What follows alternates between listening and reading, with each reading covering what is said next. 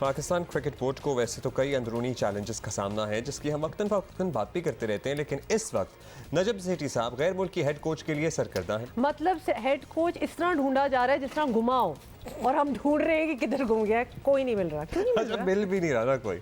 मतलब देखिए हमारी कितनी अच्छी रेपुटेशन है दुनिया में कि हमारे पास आने के लिए कोई तैयार ही नहीं हो रहा। वो कह रहा है कल की आपकी हुकूमत बदलनी है, कोई नया आ जाएगा, वो अपना सिस्टम ले आएगा, हमारी कराएगा छुट्टी। हमारी भाइयों लगी लगाई नौकरी है, क्यों खत्म कर रहे हो? लेकिन एक मैं डाइग्रेस करूंगी, it's not about the reputation, there are so many clauses and conditions involved. हमारा कंडीशन ज्यादातर यही है क्योंकि हमारी पॉलिटिकल स्टेबिलिटी या इंस्टेबिलिटी डायरेक्ट क्रिकेट बोर्ड के मामलों से हमेशा से जुड़ी रही है। आई वुड स्टिल से कि रेपुटेशन का कोई लेना देना ही नहीं। दुनिया में अब इतनी लीग्स हो रही हैं क्रिकेट के हवाले से कि हर कोई ऑक्यूपाइड है ना इधर उधर, जिनको शायद हम चाहते हो। And I would still say हमारी क्रिकेटिंग रेपुटेशन की बात नहीं कर रहा मैं, हमारी बोर्ड के मामला जिस तरह चलाए जाते हैं या पॉलिटिकल इंस्टेबिलिटी की रेपुटेशन जो है वो डायरेक्ट असरअंदाज हो रही है इन मामलात पर। आगे चलते हैं ना। नजम सेठी की सरबराही जो है वो कमेटी इख्तियारात संभालने ही मौजूदा हेड कोच सकलैन मुश्ताक को तौसी ना देने का फैसला किया था, और नजम सेठी की पहली choice Mickey Arthur of course वो थे, लेकिन मसरूफियत की वजह से अब देखो उनकी वो मसरूफ से वाकई उन्होंने माजरत कर ली थी और उन्होंने कहा था I would be here and there as well, तो उन्होंने कहा नहीं आप तो हेयर ही होंगे, तो उन्होंने कहा नहीं मैं तो हेयर नहीं हो सकता कंप्लीटली क्योंकि मैं देयर हूँ। हाँ। अच्छा खैर एनीवे, तो अब ज़्यादा वक्त नहीं रहा because we have to make this decision very soon, और वर्ल्ड कप के साल में तैयारियां शुरू करनी है जिसके लिए माहिर कोच की रहनुमाई ऑब्वियसली इट्स पैरामाउंट, बहुत ज़रूरत है उसकी। और टॉप कोचेज में शुमार होने वाले टॉम मोदी और कौन कौन, और इन्होंने भी पीसीबी के लिए अदम दिलचस्पी जाहिर कर दी है। एंडी फ्लावर एक अच्छा ऑप्शन हो सकता था, लेकिन वो मुख्तलिफ लीग्स की कोचिंग में मसरूफ़ है, दस्तयाबी उनकी मुमकिन नहीं है। खैर जैसे जैसे वक्त गुजर रहा है कहा जा रहा है कि पीसीबी के पास। अच्छा खैर वर्ल्ड कप तो अभी वैसे भी दूर है, लेकिन पीएसएल के बाद आपको पता है न्यूजीलैंड ने आना है, तो मतलब वी रियली नीड टू। और बाय द वे पीएसएल के आज स्केड्यूल का ऐलान भी किया जाएगा, और मोस्ट लाइकली ओपनिंग सेरेमनी इस मरतबा आपको पता है कहाँ होने वाली है? मोस्ट लाइकली मैंने खबर तो सुनी है मुल्तान में इस दफ़ा पीएसएल के मेले की ओपनिंग सेरेमनी सजेगी, और बहुत सारे मैचेस जो हैं वो रावलपिंडी में एटलीस्ट इनिशियल राउंड के होंगे। अच्छा जी, Suhail Imran is with us, नुमाइंदा जियो न्यूज़। सुहेल बताइएगा कि ये क्या माजरा है, क्यों नहीं हम क्यों नहीं चिराग लेकर ढूंढ रहे हैं, यही बात मिल नहीं रहा कोच।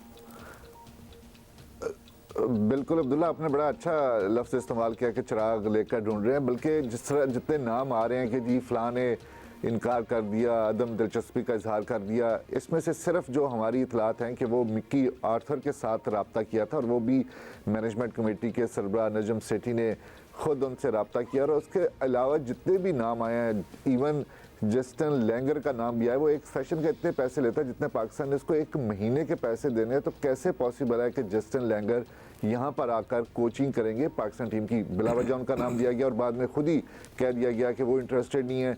इसी तरह की हमारी इतलात हैं कि एंडी फ्लावर जो कि लीग में हमेशा इंटरेस्टेड रहे हैं, साल में 120 दिन काम करते हैं और पाकिस्तान से मिलने वाले पैसे से ज़्यादा वो कमा लेते हैं, तो वो क्यों आकर यहाँ पर एक साल गुजारेंगे? वो मुल्तान सुल्तान या दूसरी फ्रेंचाइजीज के साथ भी मुंसलिक रहे हैं और अब भी करेंगे कोचिंग आने वाले दिनों में। इसके अलावा टॉम मूडी के बारे में भी हमें पता चला कि उनसे भी कुछ उस तरह का रब्ता नहीं किया गया था जिस तरह पाकिस्तान क्रिकेट बोर्ड के चेयरमैन नजम सेठी ने खुद मिकी आर्थर से किया था, और इंटरेस्टेड थे मिकी आर्थर को लाने के लिए, लेकिन वो तो मिकी आर्थर जो हैं वो मसरूफ़ हैं डार्बीशायर काउंटी के साथ, इसलिए उनके साथ मामला तय नहीं पा सके पाकिस्तान क्रिकेट बोर्ड के। इसके अलावा हमें मेरे नॉलेज में तो ऐसे नाम कोई भी नहीं बचता कि पाकिस्तान क्रिकेट बोर्ड अब उससे रब्ता करे कुछ। तो फिर हम किससे रब्ता कर रहे हैं सुहेल भाई? अब तो बताएं फिर, मतलब हमारे पास वक्त भी कम है, मुकाबला भी सख्त है, तो फिर हम क्या बगैर कोच के साथ ही आगे आने वाले चंद महीने गुजारेंगे या कोई ना कोई फाइनल हो जाएगा? आपके पास कोई खबर है? नहीं, ऐसा तो मुमकिन नहीं है, लेकिन नेक्स्ट वीक से इस हवाले से जो चीज़ें हैं वो क्लियर होना शुरू हो जाएंगी, क्योंकि जितनी भी अभी चीज़ें आ रही हैं वो सिर्फ स्पेकुलेशन है, क्योंकि कोचेज़ के हवाले से मामला खुद देख रहे हैं नजम सेठी, और वो पिछले चंद दिनों से मुत्तहिदा अरब अमारात गए हुए थे, वहाँ पर उनके एसीसी और एमिरेट्स क्रिकेट बोर्ड के साथ लोग मीटिंग्स थी, इसके अलावा उनकी मीटिंग शेड्यूल थी।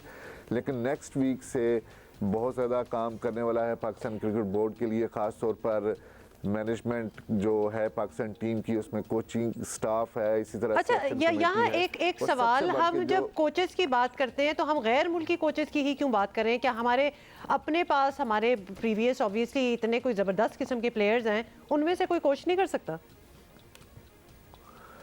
बिल्कुल, पाकिस्तान ये सिर्फ और सिर्फ जो चेयरमैन नजम सेठी हैं उन्होंने अपनी राय दी थी कि गैर मुल्की कोच अगर होता है तो वो ज़्यादातर सियासत में मुलवस शामिल नहीं होता, और वो अपना जो माजी का उनका तजर्बा रहा था कि उनके होते हुए चैम्पियंस ट्रॉफी पाकिस्तान टीम ने जीती थी और टेस्ट टीम में भी पाकिस्तान की कारकर्दगी अच्छी रही थी, उसी की बुनियाद के ऊपर वो चाहते हैं कि गैर मुल्की कोच ही होना चाहिए। लेकिन अगर हम इंज़माम उल हक की बात करें, उनसे पूछा जाए, शाहिद अफरीदी जो अबूरी सिलेक्शन कमेटी के सरबराह रहे हैं उनसे पूछा जाए, या दीगर जो इस वक्त सीनियर खिलाड़ी हैं पाकिस्तान क्रिकेट के, उनसे पूछा जाए जो रिटायर्ड हो चुके हैं, तो वो यही कहते हैं कि वाई नॉट पाकिस्तान का कोच, क्योंकि बड़े अच्छे प्लेयर्स पाकिस्तान ने हर दौर में पैदा किए, तो आप उनकी तरफ क्यों नहीं जाते, आप बाहर क्यों इस तरह तलाश करना शुरू कर दिया आपने कि जी सिर्फ गैर मुल्की कोच ही पाकिस्तान के लिए बेहतर साबित हो सकता है।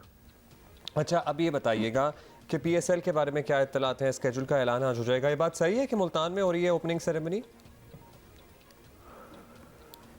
जी अब्दुल्ला, हमारी जो पाकिस्तान क्रिकेट बोर्ड के ज़राए ने इस बात की तस्दीक भी की थी कि आज जुमे के रोज़ पाकिस्तान सुपर लीग एडिशन 8 के शेड्यूल का बाज़ाब्ता तौर पर ऐलान किया जाएगा, जिसका आगाज़ 13 फरवरी से होना है। 19 मार्च को फाइनल लाहौर में खेला जाएगा और उसके साथ प्ले ऑफ भी लाहौर में होंगे। पिंडी में तकरीबन 11 मैचेस होंगे, जिसमें 2 डबल हेडर भी शामिल हैं। जहां तक ओपनिंग सेरेमनी की आपने बात की, तो अब तक यही तस्दीक की गई है कि इस मरतबा मुल्तान में ओपनिंग मैच होगी और पहली मरतबा ऐसा होगा कि मुल्तान में यहाँ पर ओपनिंग सेरेमनी होगी। 4 वेन्यूज़ एक मरतबा फिर शामिल किए गए हैं PSL के इस एडिशन में। आपको याद होगा कि प्री कोविड भी 4 वेन्यूज़ थे और उसके बाद कोविड की वजह से उसको महदूद करना पड़ा था, लेकिन एक मरतबा फिर 4 वेन्यूज़ पर पाकिस्तान सुपर लीग होने जा रही है। और चंद ही घंटों में लग ऐसी रहा है कि जो बहुत ज़्यादा वेट कर रहे हैं, आप भी कर रहे हैं, मैं भी कर रहा हूँ और फैंस भी कर रहे हैं, कि PSL के शेड्यूल सामने आ जाएगा। अच्छा, सिलेक्शन कमेटी का बता दें, क्या वहाँ मामलात कौन देखेगा, कौन संभालेगा? शाहिद अफरीदी तो अवेलेबल नहीं है।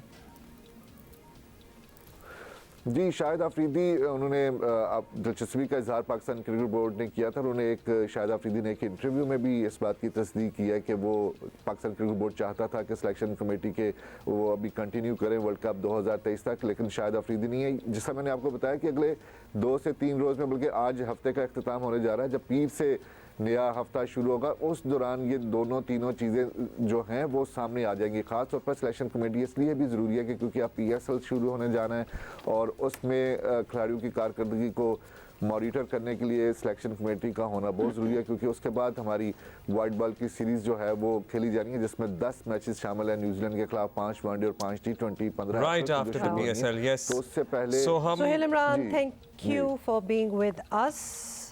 आपको हम ज़हमत देते रहेंगे, आपसे खबरें लेते रहेंगे।